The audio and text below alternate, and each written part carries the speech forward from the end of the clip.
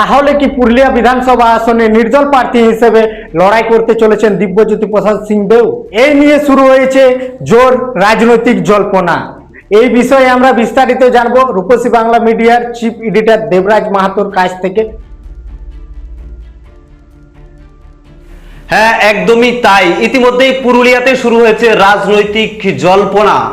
পুরুলিয়ার তৃণমূল কংগ্রেস নেতা দিব্যজ্যোতি প্রসাদ সিংদেও, যিনি প্রয়াত কেপি সিংদেওয়ের পুত্র, তার ফেসবুক পোস্ট ঘিরেই ইতিমধ্যেই শুরু হয়েছে রাজনৈতিক জল্পনা। তিনি তার ফেসবুক পোস্টে লিখেছেন যে পুরুলিয়ার জনগণের আশীর্বাদ নিয়ে তিনি জনসেবার জন্য মাঠে নামতে চলেছেন।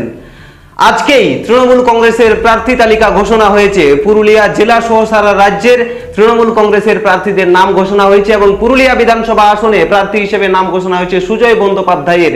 কিন্তু পুরুলিয়ার তৃণমূল কংগ্রেসের একাংশের দাবি ছিল এবারে পুরুলিয়া আসনে প্রার্থী করা হোক দিব্যজ্যোতি প্রসাদ সিংহদেওকে, কিন্তু তাকে প্রার্থী করা হয়নি দলের পক্ষ থেকে। তাই দলের একাংশ ইতিমধ্যেই ক্ষোভে ফুঁসছে। তৃণমূল কংগ্রেসের নেতা তথা কেপি সিংদেও, পুরুলিয়ার প্রাক্তন বিধায়ক, তার সুযোগ্য পুত্র দিব্যজ্যোতি প্রসাদ সিংহদেওয়ের ফেসবুক পোস্ট ঘিরে রীতিমতো রাজনৈতিক তরজা শুরু হয়েছে। তাহলে কি আগামী বিধানসভা নির্বাচনে নির্দল হিসেবে প্রতিদ্বন্দ্বিতা করতে চলেছেন দিব্যজ্যোতি প্রসাদ সিংহদেও? তাহলে তো পুরুলিয়া বিধানসভার রাজনৈতিক সমীকরণ বদলে যেতে পারে। পুরুলিয়া বিধানসভার রাজনৈতিক সমীকরণ বদলে যেতে পারে, কারণ বেশ কিছুদিন আগেই পুরুলিয়া পৌরসভার প্রাক্তন পৌর প্রধান নবেন্দু মাহালি কেপি সিংদেওয়ের স্মরণ সভায় গিয়ে বলেছিলেন, কি বলেছিলেন, যে এবারে দিব্যজ্যোতি প্রসাদ সিংহদেওকে প্রার্থী করা হোক, তাহলেই কেপি সিংদেওকে যোগ্য সম্মান দেওয়া হবে। সেদিন নবেন্দু মাহালি কি বলেছিলেন শুনুন একবার। আজকের দিনে কেপিদার স্মরণে কেপিদাকে শ্রদ্ধা জানিয়ে আমরা যদি সেই কেপিদার প্রতি স্মরণ শ্রদ্ধা রাখতে চাই, আমরা চাই কেপিদার যে স্বপ্ন ছিল তার ছেলেও রাজনীতিতে আসুক। যেভাবে আমরা দেখেছি রামকৃষ্ণ মাহাতোর ছেলে শান্তিরাম মাহাতো যদি রাজনীতিতে বড় পজিশন পায়, দেবেন মাহাতোর পুত্র যদি রেবেল মাহাতো পায়, সীতারাম মাহাতোর পুত্র যদি নীলাঙ্ক মাহাতো পায়, কেন কেপি সিংহর পুত্র দিব্যজ্যোতি সিংহ? আপনারা শুনলেন নবেন্দু মাহালির বক্তব্য। এবং তারপরেই সম্প্রতি যে তৃণমূল কংগ্রেসের প্রার্থী তালিকা ঘোষণা হয়েছে সেখানে দিব্যজ্যোতি প্রসাদ সিংহদেওয়ের নাম নেই, অথচ সেদিন কেপি সিংদেওয়ের স্মরণ সভায় প্রাক্তন পৌর প্রধান নবেন্দু মাহালি ছাড়াও তৃণমূল কংগ্রেসের বহু কাউন্সিলর, প্রাক্তন কাউন্সিলর উপস্থিত ছিলেন, তৃণমূল কংগ্রেসের বহু নেতৃত্ব উপস্থিত ছিলেন। তারা কিন্তু সেদিন হাততালি দিয়ে সমর্থন জানিয়েছিলেন দিব্যজ্যোতি সিংহদেওয়ের প্রার্থী হওয়ার বিষয়টা নিয়ে, দাবিটা নিয়ে, কিন্তু তাকে প্রার্থী করা হয়নি। তারপরেই সোশ্যাল মিডিয়াতে পোস্ট করেছেন দিব্যজ্যোতি প্রসাদ সিংহদেও, আর সেই নিয়ে জোর জল্পনা, তাহলে কি এবার নির্দল হিসেবে তিনি প্রতিদ্বন্দ্বিতা করতে চলেছেন? ইতিমধ্যেই তার পোস্ট সোশ্যাল মিডিয়া জুড়ে ভাইরাল। অপরদিকে আরো কিছু রহস্য রয়েছে। নবেন্দু মাহালি, পুরুলিয়া পৌরসভার প্রাক্তন পৌর প্রধান নবেন্দু মাহালি, তিনি কি বলেছেন সোশ্যাল মিডিয়াতে?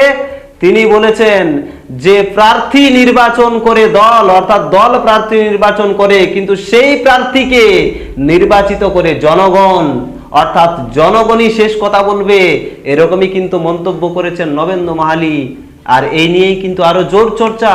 অপরদিকে পুরুলিয়া শহরের তৃণমূল কংগ্রেসের প্রাক্তন সভাপতি, পুরুলিয়া শহর তৃণমূল কংগ্রেসের প্রাক্তন সভাপতি প্রদীপ কুমার ডাগা, তিনি তার কমেন্টে কি লিখেছেন? তার কমেন্টে লিখেছেন, দিব্যজ্যোতি পোস্টের কমেন্টে লিখেছেন যে কেপি সিংদেওয়ের ইচ্ছা তুমি পূর্ণ করো, কেপি সিংদেওয়ের স্বপ্ন তুমি পূর্ণ করো।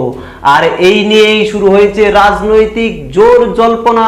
তাহলে কি আগামী নির্বাচনে দিব্যজ্যোতি প্রসাদ সিংহদেও নির্দল হিসেবে প্রতিদ্বন্দ্বিতা করছে পুরুলিয়া বিধানসভা আসনে? আর তাহলে কিন্তু পুরুলিয়ার রাজনৈতিক সমীকরণ বদলে যেতে পারে। এখনো কিন্তু পুরুলিয়া আসনে বিজেপির প্রার্থী ঘোষণা হয়নি, কিন্তু তিনি আদতে টিকিট পাবেন কিনা সেটা নিয়েও কিন্তু জোর জল্পনা রয়েছে।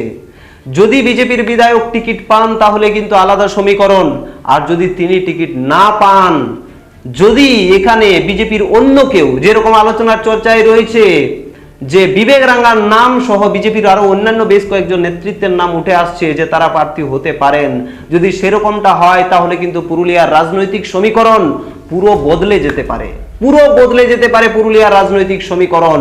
আর শুধু পুরুলিয়া নয়, রাজনৈতিক সমীকরণ বদলাতে পারে জয়পুর এবং বাঘমুন্ডি বিধানসভা আসনেও।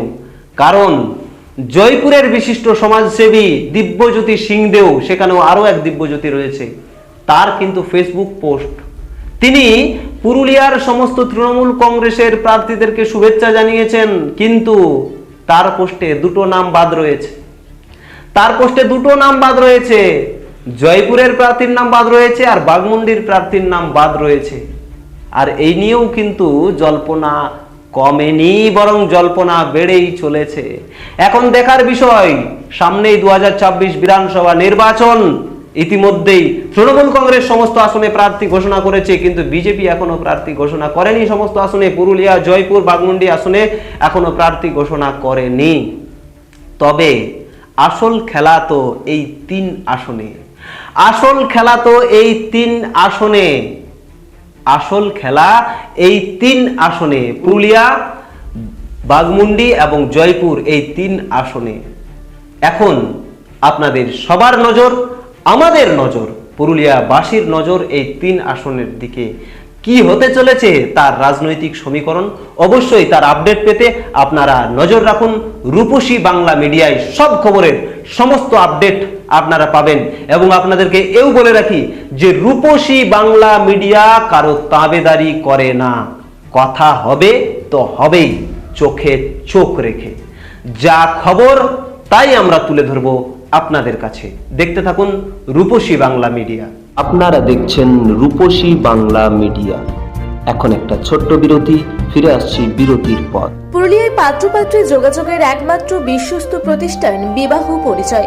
আপনার মনের মতো জীবনসঙ্গী খুঁজতে পাশে রয়েছে বিবাহ পরিচয়। তাই আর দেরি না করে আজই যোগাযোগ করুন বিবাহ পরিচয়। Municipality commercial complex, 2nd floor, Chaibasa road, opposite PWD office, Purulia.